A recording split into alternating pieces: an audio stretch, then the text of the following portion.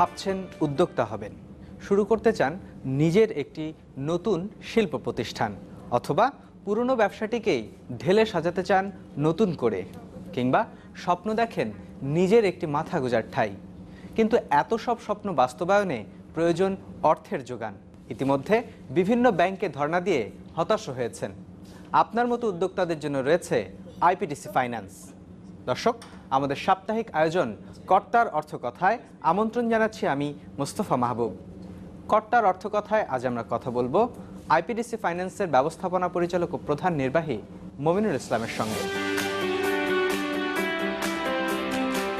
যুক্তরাজ্য, যুক্তরাষ্ট্র, Germany, Switzerland, Aga Khan foundation এবং বাংলাদেশ সরকারের অর্থায়নে ১৯৮১ সালে প্রতিষ্ঠিত হয় দেশের প্রথম বেসরকারি আর্থিক প্রতিষ্ঠান industrial promotion and development company IPDC. দেশের শিল্পায়নের বিকাশে অর্থের যোগান নিশ্চিত করতেই প্রতিষ্ঠিত হয় এই আর্থিক প্রতিষ্ঠান। প্রতিষ্ঠা লগ্ন থেকেই দেশের বড় বড় শিল্প প্রতিষ্ঠানে অর্থায়নের মাধ্যমে শিল্প খাতের বিকাশে ভূমিকা রাখছে এই আর্থিক প্রতিষ্ঠান। পরবর্তীতে আইপিডিসির মালিকানায় আসে পরিবর্তন। বর্তমানে বাংলাদেশ সরকার, আগা খান ফাউন্ডেশন সহ বেশ কয়েকটি দেশি প্রতিষ্ঠান এবং পুঁজিবাজারের মাধ্যমে বিনিয়োগকারীরা এর মালিকানায় অংশীদারিত্ব পেয়েছে। গেল শতাব্দীর শেষ দিকে প্রাতিষ্ঠানিক অদক্ষতা আর ব্যবস্থাপনা ত্রুটির কারণে আইপিডিসি পরিণত হয় দেশের অন্যতম খেলাপি ঋণের বোঝায় নুয়ে পড়া আর্থিক প্রতিষ্ঠানে। কিন্তু পরবর্তীতে ব্যবস্থাপনায় আমূল পরিবর্তন এবং তারুণ্য নির্ভর কর্মী বাহিনীর নিরলস পরিশ্রমে ঘুরে দাঁড়াতে শুরু করে অন্যতম বৃহৎ এই আর্থিক প্রতিষ্ঠান। গেল বছরে প্রতিষ্ঠানের নাম এবং লোগো পরিবর্তন করে দেশের আর্থিক খাতে নতুন করে আত্মপ্রকাশ করে এই নন ব্যাংক আর্থিক প্রতিষ্ঠান। বর্তমানে তারুণ্য নির্ভর আইপিডিসির কর্মী দলের নেতৃত্বে আছেন একজন তরুণ ব্যবস্থাপনা পরিচালক ও প্রধান নির্বাহী মমিনুল ইসলাম। ২০০৬ সালে হেড অব অপারেশন হিসেবে চাকরি শুরু করেন মমিনুল ইসলাম। এর আগে তিনি ব্যাংকিং খাতে কাজ করেছেন দেশে বিদেশে।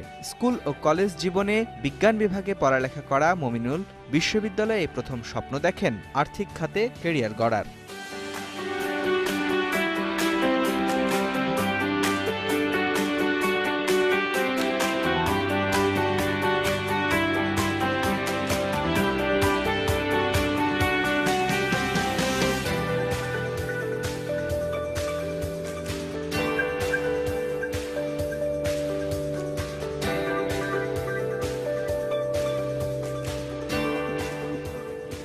ছোটবেলা থেকে জীবনের লক্ষ্য অনেকভাবে চেঞ্জ হয়েছে। একসময় চিন্তা করতাম যে বড় সায়েন্টিস্ট হব, কখনো চিন্তা করতাম যে পাইলট হব, বা কখনো চিন্তা করেছি যে লেখক হব। পাইলট হওয়ার সুযোগ তো ছিল আসলে, হ্যাঁ সেটা ছিল বিমান বাহিনীতে গেলে। আর সেটা হয়তো সময়ের সাথে সাথে পরিবর্তিত হয়েছে। জীবনকে আরো একটু বড় পরিসরে দেখতে চেয়েছি। আমি সায়েন্সের স্টুডেন্ট ছিলাম, তো তখন পর্যন্ত চিন্তা ভাবনার মধ্যে ওই যে ইঞ্জিনিয়ারিং বা কম্পিউটার সায়েন্স আমাদের সময়ে খুব জনপ্রিয়, অ্যান্ড বিজ্ঞানের যে নতুন নতুন উদ্ভাবন সেই বিষয়গুলোকে বেশি গুরুত্ব দেওয়া হতো, সেগুলোই সবসময় ভাবনায় ছিল।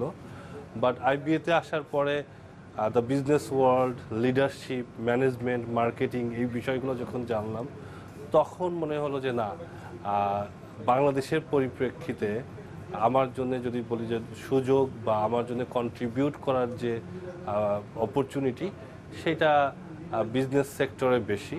বিবিএ করার পরে আমি তখন আমেরিকান এক্সপ্রেস ব্যাংকে জয়েন করি বাংলাদেশে। এটা হচ্ছে আর্লি 99-এ আমি আমেরিকান এক্সপ্রেসে জয়েন করি চিটাগং ব্রাঞ্চে। 2000-এর জানুয়ারি মাসে আমি ঢাকাতে ট্রান্সফার হয়। এরপরে একটা I got a promotion to a very significant position, that is head of reengineering. তখন I was sent to a training to UK, 6 sigma black belt. তো 6 সিগমা ব্ল্যাক বেল্ট ওই সময় একটু নতুন concept for banking sector. So ওইটা করার পরে আমি বাংলাদেশে এবং দেশের বাইরে সিঙ্গাপুর, হংকং, ইউকে, ইন্ডিয়া এবং ইউএসএতে কিছু 6 সিগমা বিজনেস ট্রান্সফরমেশন প্রজেক্ট করি। ওইগুলো খুব সফল হয়। So I was included in their global talent পুল। বাংলাদেশে যখন আমেরিকান এক্সপ্রেস তাদের অপারেশন বন্ধ করে, তখন আমার একটা সুযোগ ছিল আমেরিকান এক্সপ্রেস গ্লোবালি থাকা। বাট সেই সময় আমি স্ট্যান্ডার্ড চার্টার্ড ব্যাংক থেকে একটা সুযোগ পাই। তো আমি স্ট্যান্ডার্ড চার্টার্ড ব্যাংকে জয়েন করি এবং 6 মাসের পরে আমার দুবাইয়ে পোস্টিং হয়। বাট একই সাথে আমার তখন 2006 সালে আইপিডিসিতে জয়েন করি অ্যাজ হেড অফ অপারেশনস। 2008 সালে আমি ডেপুটি ম্যানেজিং ডিরেক্টর হই আইপিডিসির। তারপরে 2012 সালের জানুয়ারিতে আমি ম্যানেজিং ডিরেক্টর হিসেবে পজিশনটা পাই। 2012 সাল থেকে এখন পর্যন্ত আমি ম্যানেজিং ডিরেক্টর হিসেবে কাজ করছি। এই সময় আইপিডিসি অনেক বড় পরিবর্তনের মাঝখান দিয়ে গেছে।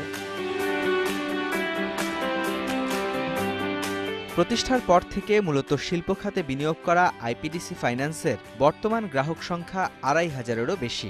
দেশব্যাপী এই উদ্যোক্তাদের ঋণ দেয়া এবং আমানতকারীদের আমানতের রক্ষণাবেক্ষণের কাজ করছে প্রায় ২৫০ কর্মী। সবশেষ হিসেব অনুযায়ী প্রায় ১,৯৫৩ কোটি টাকা গ্রাহককে ঋণ দিয়েছে এই আর্থিক প্রতিষ্ঠান। আর একই সময়ে গ্রাহকের কাছে নেয়া আমানতের পরিমাণ ৯৫০ কোটি টাকা। বড় অঙ্কের এই আমানত ও ঋণ পরিচালনায় আইপিডিসির ৯টি শাখায় কাজ করছেন উদ্যমী কর্মীরা।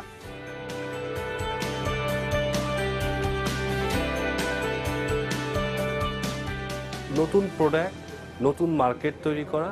আর একটা কাজ যেটা ফাইন্যান্সিয়াল ইনস্টিটিউশন করে সেটা হচ্ছে স্পেশালাইজেশন। সো ব্যাংক যেখানে অনেক প্রোডাক্ট নিয়ে অনেক কাস্টমার নিয়ে কাজ করে, ফাইন্যান্সিয়াল ইনস্টিটিউশনগুলো সাধারণত একটা স্পেসিফাইড মার্কেটে স্পেসিফাইড কাস্টমারদের নিয়ে কাজ করে। So we are more customer centric. আমরা প্রোডাক্টটা আরও লো কস্টে কাস্টমারকে দিতে পারি। সো কাস্টমারের জন্যও দ্যাট ইজ বেনিফিশিয়াল। আমাদের এই মুহূর্তে লোনের পরিমাণ ২,০০০ কোটি টাকা, ডিপোজিটের পরিমাণ প্রায় ১৭০০ কোটি টাকা। সো আমাদের যেটা হয়েছে যে গত ১ বছরে আমাদের বিজনেস অনেক প্রসার লাভ করেছে। আমরা নতুন কিছু স্ট্র্যাটেজি নিয়েছি বাংলাদেশ মার্কেটের জন্য। সো আগে আমরা লার্জ ইন্ডাস্ট্রিয়াল ফাইন্যান্স করতাম শুধুমাত্র, এখন সাথে সাথে আমরা medium enterprise, small enterprise, then consumer finance এগুলোতেও বিজনেসের প্রসার ঘটাচ্ছি। So we have made a strategic plan last in 2015। So সেখানে আমরা শিল্প ঋণের সাথে সাথে আরও তিনটা বিষয় এনেছি। একটা হচ্ছে সবার জন্য আবাসন, আর একটা হচ্ছে নারীর ক্ষমতায়ন, আর একটা হচ্ছে তরুণ উদ্যোক্তা সৃষ্টি। তো আপনারা তো আসলে আবার নতুন করে নতুন ব্র্যান্ডে, নতুন কালার, নতুন স্লোগানে শুরু করেছেন। এই বিষয়গুলো নিয়ে আপনার সঙ্গে আমি আরও কথা বলবো, কিন্তু তার আগে এরপর যে একটি বিরতি নিতে চাই। অবশ্যই। দর্শক, আপনারা দেখছেন আমাদের সাপ্তাহিক আয়োজন কর্তার অর্থকথা। এ পর্যায়ে নেব একটি বিরতি।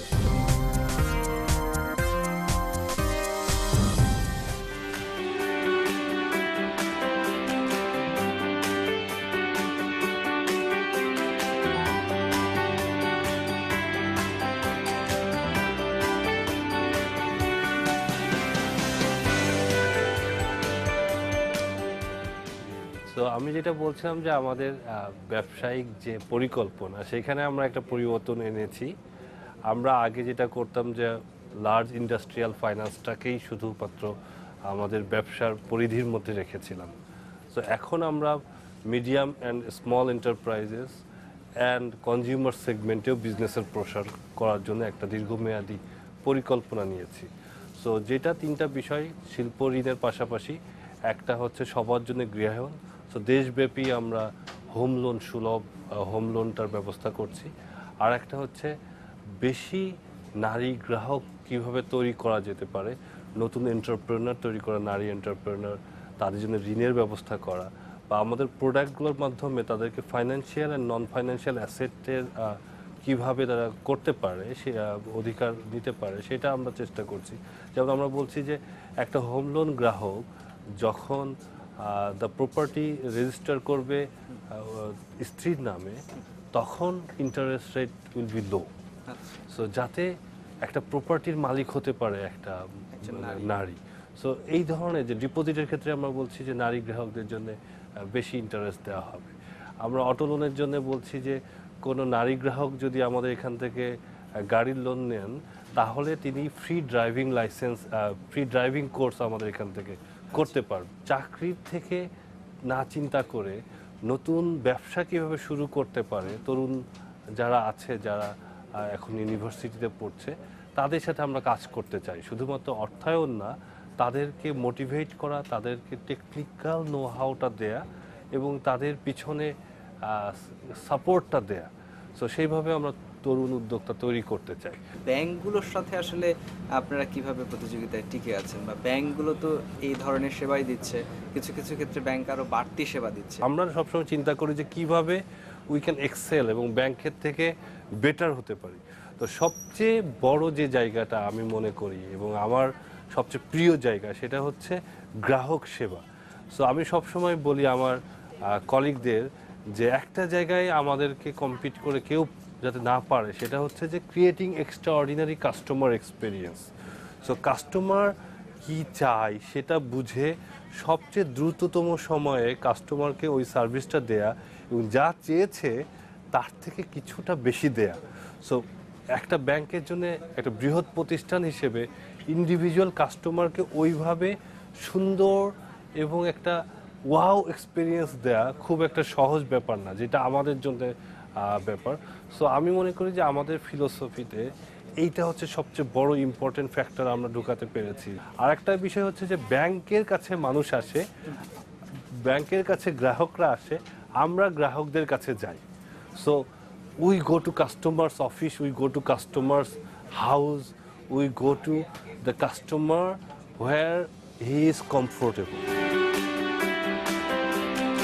আর্থিক খাতে জবাবদিহিতা এবং স্বচ্ছতার কোনো বিকল্প নেই। সেক্ষেত্রে প্রযুক্তি হতে পারে অন্যতম মাধ্যম।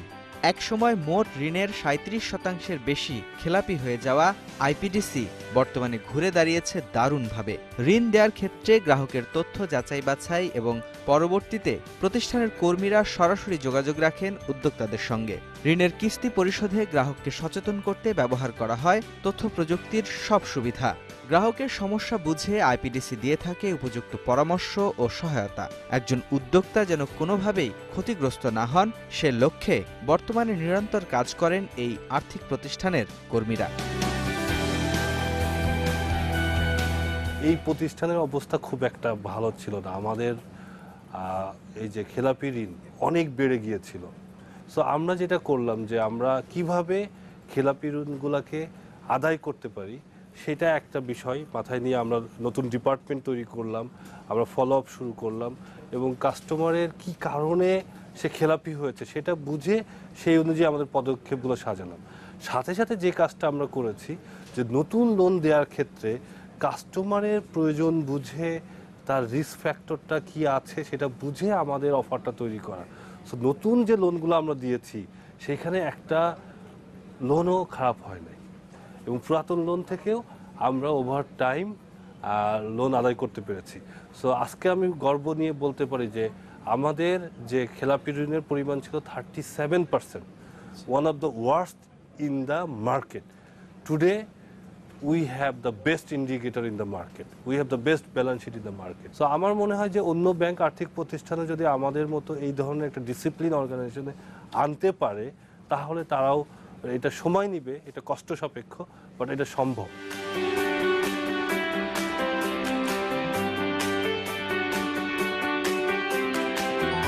বর্তমানে খেলাপি ঋণ যখন আর্থিক খাতের অন্যতম বড় সমস্যা, তখন আইপিডিসি তার ঋণ খেলাপির হার নামিয়ে এনেছে 1%-এর নিচে। ব্যবস্থাপনা পরিচালক মনে করেন তথ্য প্রযুক্তির ব্যবহার এবং কর্মী বাহিনীর আন্তরিক চেষ্টায় সম্ভব হয়েছে এমন অভূতপূর্ব সাফল্য অর্জন। অন্য অনেক আর্থিক প্রতিষ্ঠানের মতো গ্রাহককে কেবল ঋণ দিয়েই বসে না থেকে আইপিডিসি স্থাপন করে গ্রাহকের সঙ্গে এক অংশীদারিত্বের সম্পর্ক। উদ্যোক্তাদের সমস্যা বুঝে দেওয়া হয় প্রয়োজনীয় প্রশিক্ষণ ও সহায়তাও, যা একজন উদ্যোক্তাকে আরও সাহসী করে তোলে তার ব্যবসা প্রতিষ্ঠানকে এগিয়ে নিতে। আগামী সপ্তাহে একটা লোনের ইনস্টলমেন্ট পেমেন্ট আছে, এই সপ্তাহে তার কাছে SMS চলে যাচ্ছে। সো অনেকে কিন্তু রিমাইন্ডার দেয়া, সো অনেকে কিন্তু ইচ্ছা আছে যে টাকাটা দিবে, বাট সে ওই ভুলে গেছে। সো যখন এই যে ভুলে যাওয়ার সংখ্যা বেশি হবে তখন ওভারডিউ বাড়তে থাকবে। সো ওইটা ম্যানেজ করতে অনেক সময় চলে যাবে, যারা সত্যিকারের খেলাপি সেইখানে সময় দেওয়া যাবে না। সো আমরা যে পদক্ষেপগুলো নিয়েছি যে ওকে SMS-টা আগে যাবে, বা যে লোনগুলো একটু ইরেগুলার হয়ে যায় সো আগে থেকে রিলেশনশিপ ম্যানেজার তার সাথে কথা বলবে যে আগামীকাল আপনার কিন্তু ইনস্টলমেন্ট আছে, টাকাটা রাখবেন। অথবা কাস্টমারের কোন সময়ে তার ক্যাশ ফ্লোটা কেমন থাকে সেটা বুঝে তার ইনস্টলমেন্টটাকে ওইভাবে নির্ধারণ করা। সো এই বিষয়গুলোকে যখন মাথায় নিয়ে আসা হবে তখন অবশ্যই এটা কাজটা অনেক সহজ হয়ে যাবে। সো আইটি এই কাজে অনেক বড় ভূমিকা রাখে। আমাদের ব্যবসায় হচ্ছে ঝুঁকি ব্যবস্থাপনা। সো আমি যদি ঝুঁকি ব্যবস্থাপনা না করে ঝুঁকি এড়াই যে আমি কোনো ঝুঁকি নিব না, তাহলে আমার বিজনেসই থাকবে না এবং আমি গ্রাহক সেবাও দিতে পারবো না। আমার অর্থনীতিতেও যে আর্থিক প্রতিষ্ঠানগুলোর যে গুরুত্বপূর্ণ ভূমিকা রাখার বিষয়, যে কোনো বিজনেসের জন্য finance is the backbone. So ওইটা যদি না থাকে সহায়তা, তাহলে পরে আমাদের ইকোনমিও গ্রো করতে পারবে না। সো ঝুঁকি ব্যবস্থাপনা বিষয়টা বুঝতে হবে যে আমার ঝুঁকিটা কি, সেটা বুঝে আমি সেই ঝুঁকি মিটিগেশনের জন্য, প্রশমনের জন্য আমি ব্যবস্থা নিব। তার মানে আমি কিন্তু ঝুঁকি এড়াবো না। আবার প্রত্যেকটা প্রতিষ্ঠানের নিজস্ব একটা ঝুঁকি নেওয়ার একটা থাকে, যে ক্ষমতা থাকে, বা তার একটা রিস্ক অ্যাপিটাইট যেটা আমরা বলি, যে কতটুকু ঝুঁকি আমি নিব। সো সেটা ব্যবসায়িক কৌশলের মাধ্যমে নির্ধারণ করা হয়। সো এখানে যদি আমরা প্রফেশনালিজম দেখাতে পারি, সেক্ষেত্রে অনেক বড় ধরনের একটা যে আমাদের যে কারেন্ট যে সিচুয়েশন, সেখান থেকে উন্নতি সম্ভব। আর রেগুলেটরের দিক থেকে আমি বলবো যে এই মুহূর্তে শুরু হয়েছে যেটা, যে বৃহৎ ঋণ পর্যালোচনা। সো খেলাপি ঋণে আমরা যদি চিন্তা করি যে টপ 100 বরোয়ার্স যদি দেখি, সেখানে আমাদের খেলাপি ঋণের একটা বড় অংশ আটকে আছে। সো এইটাকে যদি আমরা মিটিগেট করতে পারি, তাহলে একটা বড় ধরনের এই খেলাপি ঋণ কমে আসবে। সো সেইখানে রেগুলেটর কাজ করছে। আমি বলবো যে এখানে আরও ব্যাংকগুলোর মধ্যে সমন্বিত যে প্রচেষ্টা, সেটা যদি নিয়ে আসা যেতে পারে, সেখানে regulator can be the moderator role play করতে পারে। সেইটা হলে আমার মনে হয় যে আরও একটু এইটা গতিশীল হবে, যে খেলাপি ঋণ আদায়ের যে প্রচেষ্টা, সেটা গতিশীল হবে। তো এই বিষয়গুলো নিয়ে আপনার সঙ্গে আমরা আরও কথা বলবো, কিন্তু তার আগে এই পর্যায়ে আরেকটি বিরতি নিতে চাই। দর্শক, আপনারা দেখছেন আমাদের সাপ্তাহিক আয়োজন কর্তার অর্থকথা। এ পর্যায়ে নেব আরও একটি বিরতি। দর্শক, বিরতির পর আবারও স্বাগত জানাচ্ছি আমাদের সাপ্তাহিক আয়োজন কর্তার অর্থকথায়। কর্তার অর্থকথায় আজ আমরা কথা বলছি আইপিডিসি ফাইন্যান্সের ব্যবস্থাপনা পরিচালক ও প্রধান নির্বাহী মমিনুল ইসলামের সঙ্গে। সাধারণ গ্রাহক কেন আসলে অন্য কোনো আর্থিক প্রতিষ্ঠানে না গিয়ে আইপিডিসিতে তার আর্থিক লেনদেন করবে, সে বিষয়ে একটু জানতে চাই। বিরতির আগে বলছিলাম যে গ্রাহক সেবা, সো সেবা অবশ্যই একটা মুখ্য ভূমিকা পালন করে। সো গ্রাহক আমাদের এখানে আসলে তার যে প্রয়োজনটা, সেই অনুযায়ী আর্থিক সেবা পাবেন। সো এইটা আমরা অ্যাসিওরেন্স দিতে পারি। বাট সাথে সাথে সব গ্রাহকের চাহিদা একরকম না। যেমন আমাদের এখানে যারা ডিপোজিট করছেন, ব্যাংকে না রেখে কেন আইপিডিসিতে ডিপোজিট করবে? ব্যাংকগুলোর থেকে আমাদের ইন্টারেস্ট রেটটাও বেটার। সো এখন যদি আমি বলি যে লিডিং ব্যাংকগুলো কীরকম রেট দিচ্ছে, তার থেকে আমাদের ইন্টারেস্ট রেট প্রায় 2% হায়ার। সো যেহেতু আমাদের যে অপারেটিং এক্সপেন্স যেটা আমরা বলি, সেইটা যেহেতু কম, সেক্ষেত্রে আমরা কাস্টমারদেরকে বেটার ইন্টারেস্ট রেট দিতে পারি। আবার ধরেন যে হোম লোন যদি বলি, এই মুহূর্তে আমরা 8.99% ইন্টারেস্ট রেটে হোম লোন দিচ্ছি। কোনো প্রসেসিং ফি দিতে হবে না কাস্টমারকে। সাথে সাথে তার যে লোনের বিপরীতে আমরা একটা ইন্স্যুরেন্স ফি দিব। সুতরাং ওনার মৃত্যু বা ওনার কোনো একটা দীর্ঘমেয়াদী অসুখ যদি হয়, সেক্ষেত্রে লোনটা পুরাটা ইন্স্যুরেন্স কোম্পানি বেয়ার করবে। সো তাকে আর লোনটা পরিশোধ করতে হবে না। সো এই যে সুবিধাগুলো আমরা কাস্টমারকে দিচ্ছি, আমরা মনে করি যে যে কোনো কাস্টমারের জন্য অন্য কোনো ব্যাংকে না যেয়ে আইপিডিসিতে আসলে উনি বেস্ট পসিবল সার্ভিস এবং সুবিধাগুলো পেতে পারবেন।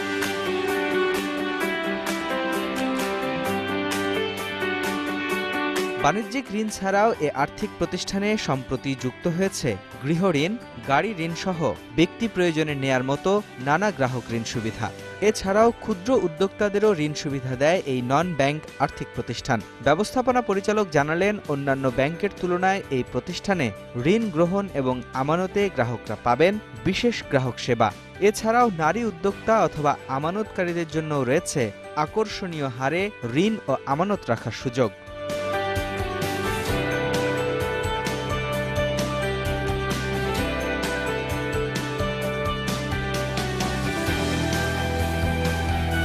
ক্ষুদ্র উদ্যোক্তা, দেন গৃহ ঋণ, আমরা গাড়ির জন্য ঋণ দিচ্ছি, নতুন গাড়ি কেনার জন্য আমরা ঋণ দিয়ে থাকি, বা রিকন্ডিশন করলে। সো আমাদের ইন্টারেস্ট রেট জন্য আসলে হোম লোন নেওয়ার ক্ষেত্রে আসলে ইন্টারেস্ট রেট, আমাদের হোম লোনের ক্ষেত্রে ইন্টারেস্ট রেট 8.99%, এবং যেটা বলছিলাম যে প্রসেসিং ফি নাই। গাড়ির লোনের ক্ষেত্রে আমাদের ইন্টারেস্ট রেট শুরু হয়েছে 10% থেকে, সো সেই ক্ষেত্রে নিতে পারে। জরুরি যে কোনো পারিবারিক প্রয়োজনে আমাদের এখান থেকে পার্সোনাল লোন নিতে পারে, সেটাও আমাদের সহনীয় একটা রেটে দেওয়া হচ্ছে। সো আমরা দেখছি যে আইপিডিসির প্রতি গ্রাহকদের আগ্রহ বাড়ছে।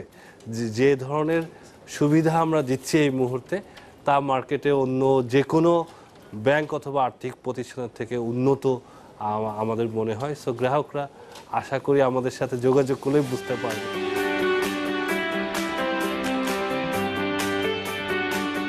কেবল পুরনো উদ্যোক্তাদের অর্থায়নেই নয়, বরং নতুন উদ্যোক্তা তৈরির মাধ্যমে দেশের কর্মসংস্থান সৃষ্টিতেও ভূমিকা রাখতে চায় এই আর্থিক প্রতিষ্ঠান। ইতিমধ্যে বিভিন্ন শিক্ষা প্রতিষ্ঠানের শিক্ষার্থীদের প্রয়োজনীয় উদ্যোক্তা প্রশিক্ষণও দিচ্ছে তারা। শুধু তাই নয়, কোনো উদ্যোক্তা তার ব্যবসার ধারণাটি নিয়ে আলোচনা করতে পারেন এই প্রতিষ্ঠানের প্রশিক্ষিত কর্মীর সঙ্গে।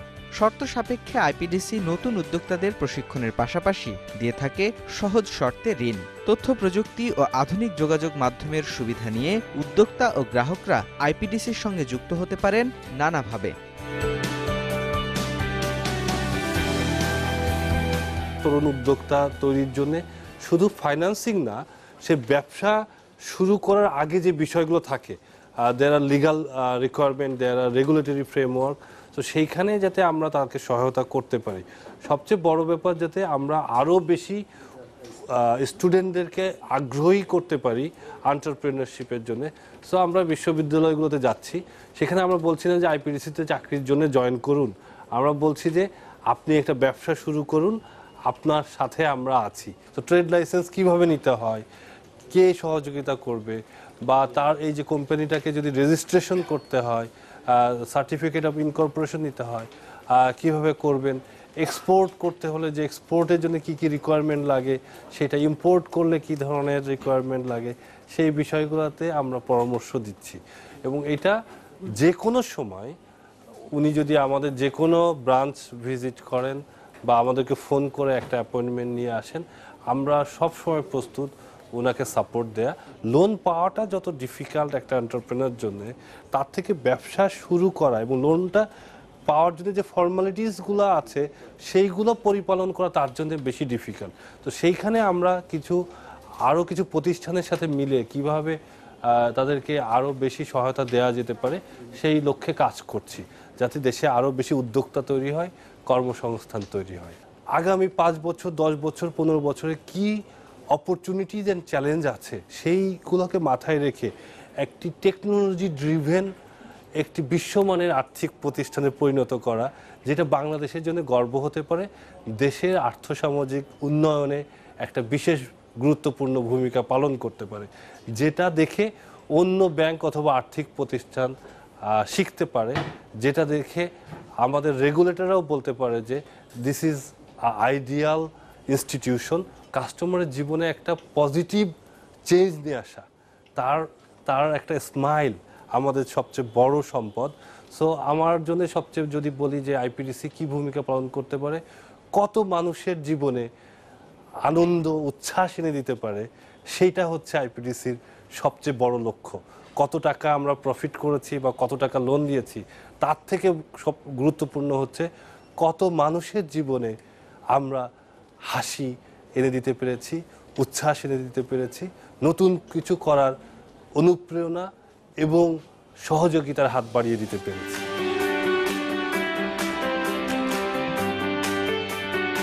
প্রতিটি মানুষের নিজের একটি বাড়ির স্বপ্ন বাস্তবায়নে কাজ শুরু করেছে আইপিডিসি ফাইন্যান্স। আর অনিশ্চিত জীবনে দীর্ঘমেয়াদে গৃহঋণ নিয়ে গ্রাহক যেন কোনো ভোগান্তিতে না পড়েন, তাই এই আর্থিক প্রতিষ্ঠান গৃহঋণে দিচ্ছে বিশেষ বীমা সুবিধাও। ঋণ গ্রহীতা কিংবা আমানতকারীদের সঙ্গে কেবল লেনদেনের সম্পর্ক স্থাপনে সীমাবদ্ধ না থেকে আইপিডিসি অংশীদারি হতে চায় গ্রাহকের সাথে সব সময়ের জন্যেই। 36 বছর ধরে দেশের শিল্প খাতের অগ্রগতিতে অবদান রেখে চলা আইপিডিসি জাগো উচ্ছ্বাসে এই স্লোগানে শুরু করতে চায় নতুন উদ্যমে। দর্শক, এই ছিল আমাদের সপ্তাহের কর্তার অর্থকথায়। দেখা হবে আগামী সপ্তাহে।